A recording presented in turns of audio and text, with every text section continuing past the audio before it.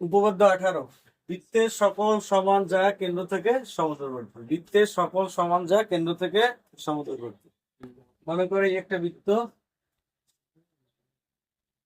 এই বৃত্তের এই হচ্ছে কেন্দ্র, আর এই একটা যা, আর এই একটা যা।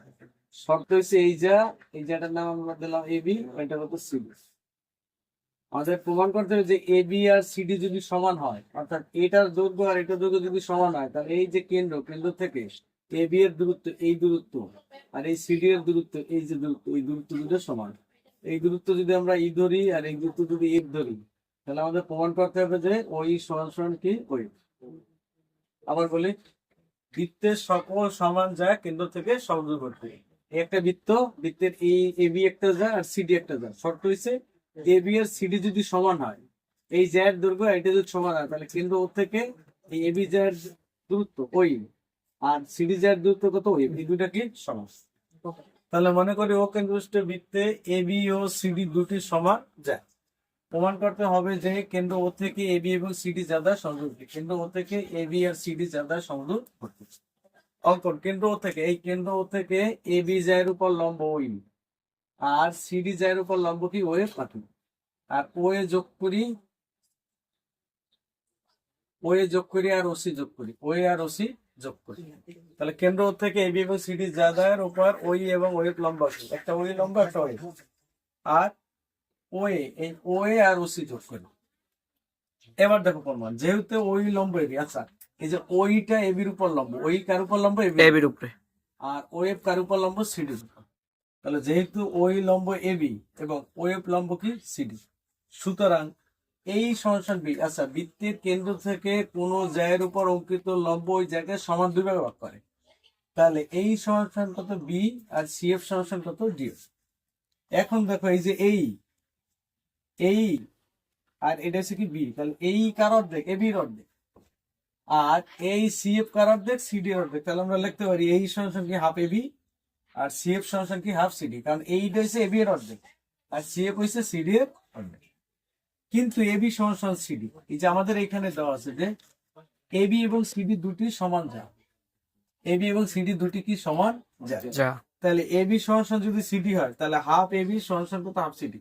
এবি আর সিডি সমান যদি হয়, তাহলে এবি এর অর্ধেক আর সিডি এর অর্ধেক তো সমান। তাহলে হাফ এবি সমান আমরা কি লিখতে পারি এই, আর হাফ সিডি সমান কি লিখতে পারি, হাফ সিডি সমান লিখতে পারি কি সিএফ। তার মানে এই সমান কি প্রমাণ করলাম, সিএফ। আবার দেখো এখানে যে ওই লম্ব কি এবি, মানে ওইটা এবির উপর লম্ব আর ওয়েবটা কি সিডির উপর লম্ব। তাহলে লম্ব যদি হয়, তাহলে এই সমান বি, অর্থাৎ বৃত্তের কেন্দ্র থেকে কোন জ্যায়ের উপর অঙ্কিত লম্ব ওই জ্যাকে সমান দুই ভাগে ভাগ করে, তাহলে এই সমান কত বি, সিএফ সমান কত ডিএফ। ঠিক আছে, এই তাহলে এই সমান হাফে বি, আবার এই সমান কত এবি এর কি অর্ধেক, আর সিএফ সমান কি সিডি এর অর্ধেক। তাহলে কিন্তু এবি সমান সিডি দেওয়া, এবি আর সিডি কি সমান, তাহলে এবি এর অর্ধেক আর সিডি এর অর্ধেকের সমান। তাহলে এবি এর অর্ধেক মানে হাফ এবি সমান লিখতে পারি এই, আর হাফ সিডি সমান লিখতে পারি কত সিএফ। এবার আমরা এই ত্রিভুজ দুটার মধ্যে প্রবেশ করি। এই যে একটা ত্রিভুজ আর এই একটা ত্রিভুজ, এই ত্রিভুজের নাম হচ্ছে এ ও ই আর এটা হচ্ছে কত সি ও এফ। এই সমকোণী ত্রিভুজ দুটার মধ্যে এই বাহু সমান সমান এটা, এই বাহু সমান সমান কত এটা, এই যে আমরা একটু প্রমাণ করছি এই সমান কত সিএফ। আর এই যে এই ও এ সমান কত ওসি, ও এ আর ওসি সমান, ও এ আর কি এই যে এ ও আর সি ও কি সমান। আর এই যে কোণটা এটা, এটা আর এটা কি সমকোণ, কারণ যেহেতু লম্ব তৈরি হয়েছে তাহলে এখানে কি সমকোণ তৈরি করছে।